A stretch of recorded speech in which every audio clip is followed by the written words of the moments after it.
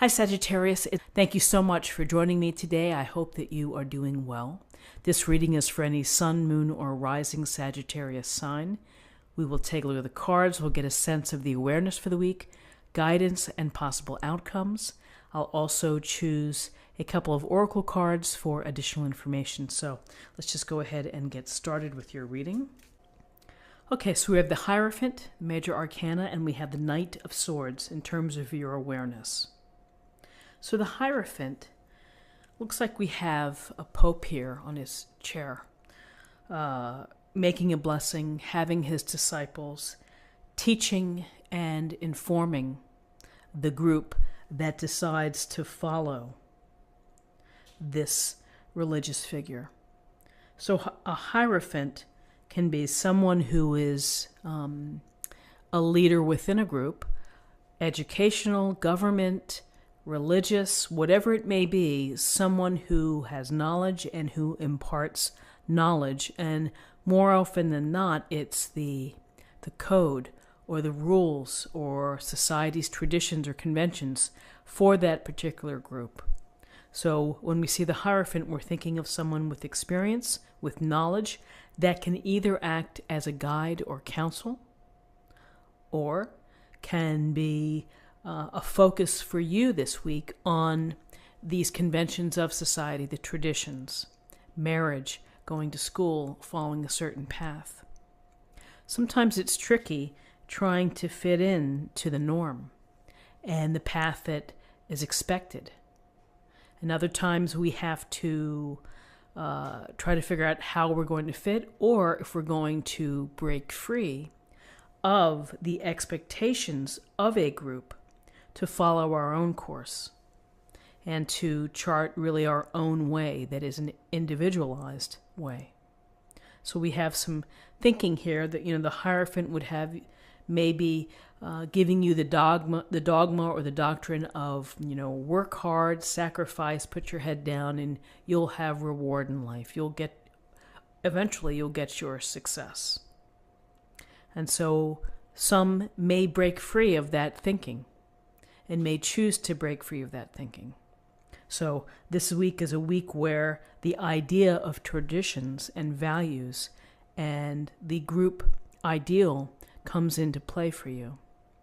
So with that, we have the Knight of Swords. And so this Knight of Swords is in full motion, gray skies and all. The horse looks like it's wheezing. He's working hard. And the Knight looks excited and focused on getting into battle, getting right into things, regardless of what the weather may be like outside. And so what does this tell us? Often we jump right in order to right wrongs. We jump in to defend the truth, to find the truth, to bring fairness to an issue. When we're looking at the swords, we're looking for clarity, we're looking for information. And we're using this powerful sword to make wise decisions by using our head as well as our heart, but mostly our head and our strong passion and desire to see things through with integrity and with honesty. So when I look at this card, I sometimes think of the Knight of Swords would be the first one to go after the damsel in distress who's locked up in the tower or something. That this is the knight who would say, I'm off, I'm going to take care of it. I'm going to right this wrong.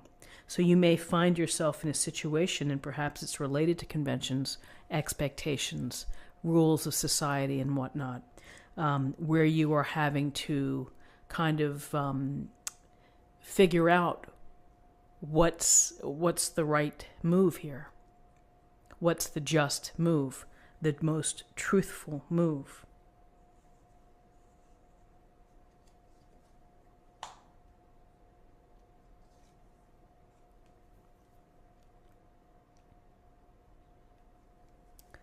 So in terms of guidance, we have the Nine of Swords and we have the Six of Pentacles.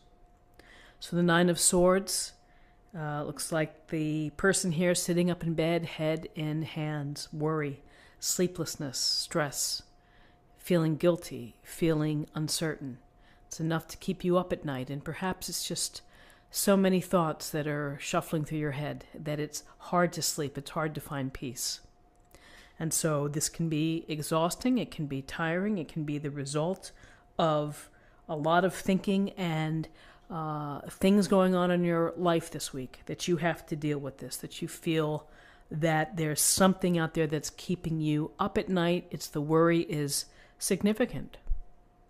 And so how do we get out of that? Well, we have to really just think of the sun rising the next day. We put our feet on the floor. We walk. We make sense of what we have. We keep things simple, perhaps. And that maybe can get us out of a stressed out state. So with this Nine of Swords, we have the Six of Pentacles. And the Six of Pentacles is the card of giving and receiving. We see the nicely dressed merchant here doling out the coins to the people who are on their knees, who are begging. He holds the scales. So again, we're talking about balance and we're talking about fairness. He's holding those scales. He's going to give you just what you need, perhaps, to get you back on your feet. So it's a matter of perspective. Where do you see yourself in this, in this illustration? Are you in need? Are you having stress that you have to ask for assistance, ask for help? Or are you in a position to be able to offer help, to do so, to get people by? It is always a little curious, the scale, because when we help people, we're not really measuring out our amount of energy. We're doing it from the kindness of our heart. So always a curious piece of this illustration. Does it go to control? Is it about having control or dominion over these people? So guidance, find a way to lessen your worries. If you need help, ask for help. If you're in a position to help others, then do so. It may alleviate some of your stress.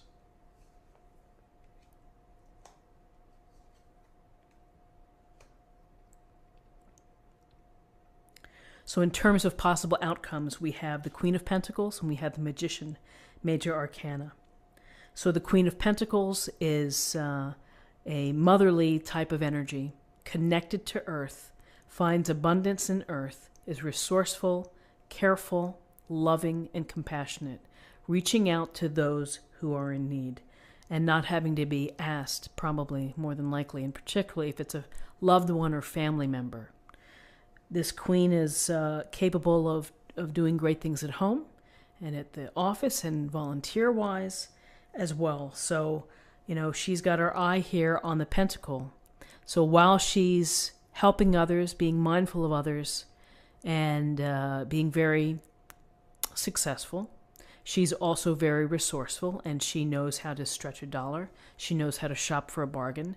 And it's important to this queen to be surrounded by beauty, comfort, and security as well.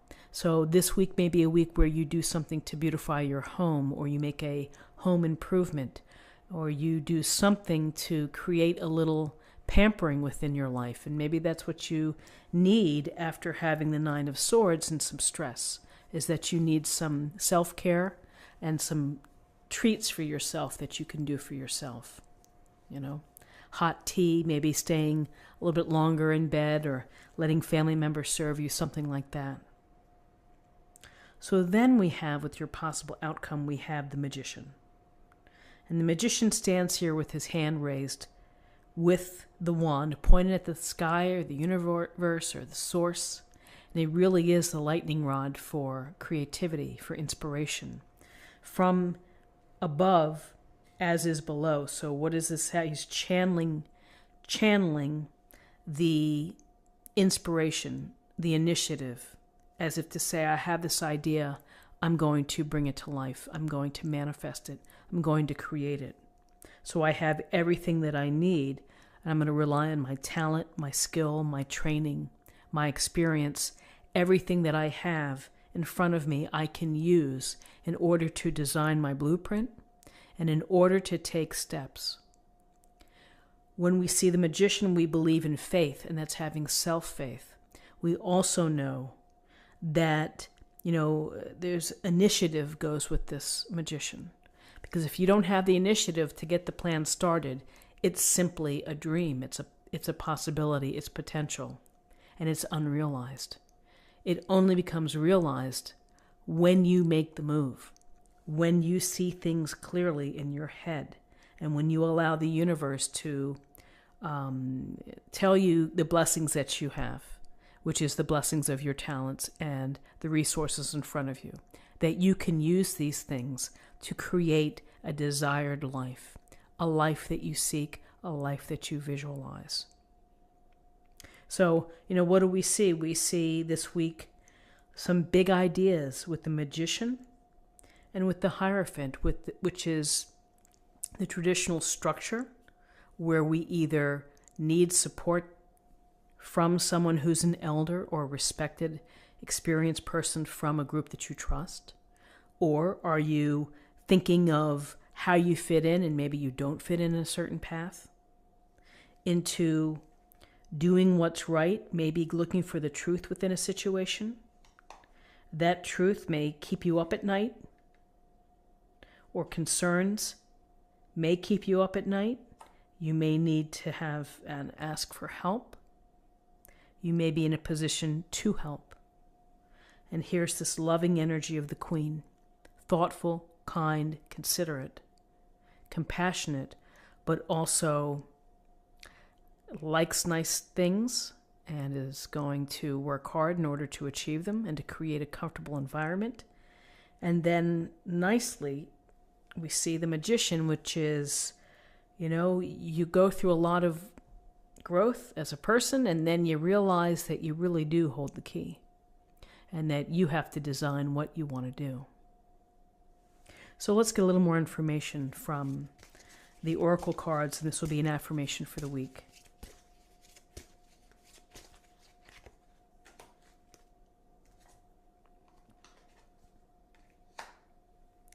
Guiding children. You are good at helping, counseling, and healing children.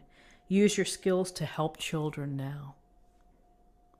Well, for some of you, that will resonate, for those that have children. For others that don't have children, I'm going to pick another one, and we'll see what the message is. Just another secondary message, that's all.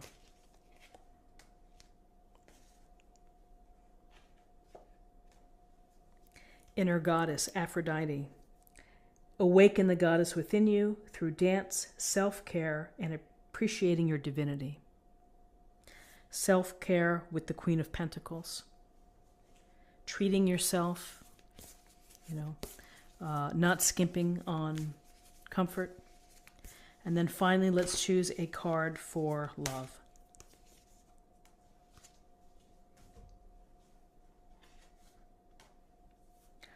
I love you. These are very important words. So whether you're telling your family, your spouse, your friends, your pet, 3 powerful words, I love you. Hopefully said with sincerity and with kindness in your heart. So Sagittarius, this is what I have for you for the week. I hope that you found something helpful here with this reading. If you did, please subscribe. If you haven't already, like this video, share this video, comment below. Have a great week and a very happy new year, and I will see you soon. Bye-bye.